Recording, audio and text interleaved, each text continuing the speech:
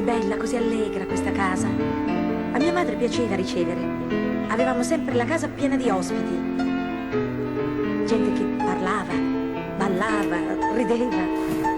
Mi sembra di sentirle ancora, tutte quelle risate.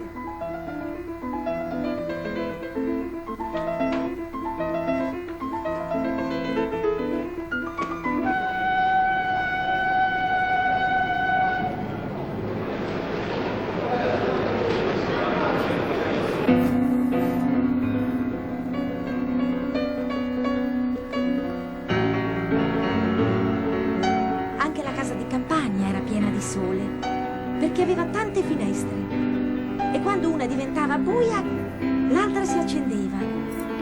Fino al tramonto c'era il sole. Era così bella. Però è stato là che i tedeschi hanno messo le mine e il babbo e la mamma sono stati squarciati in quella casa col sole. Peccato che tu non puoi ricordarti.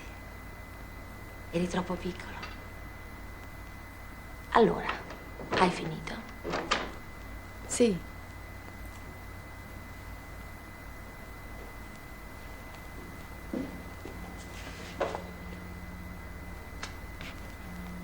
Bravo.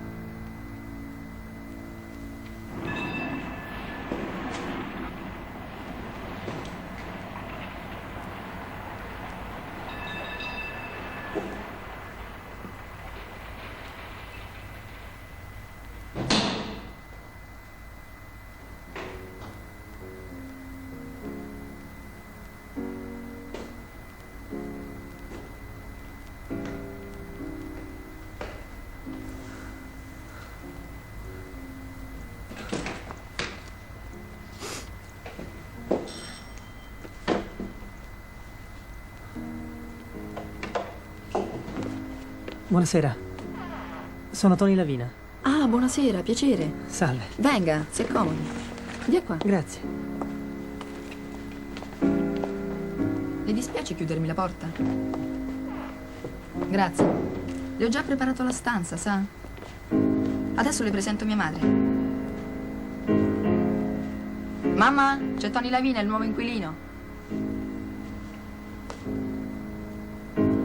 Molto piacere.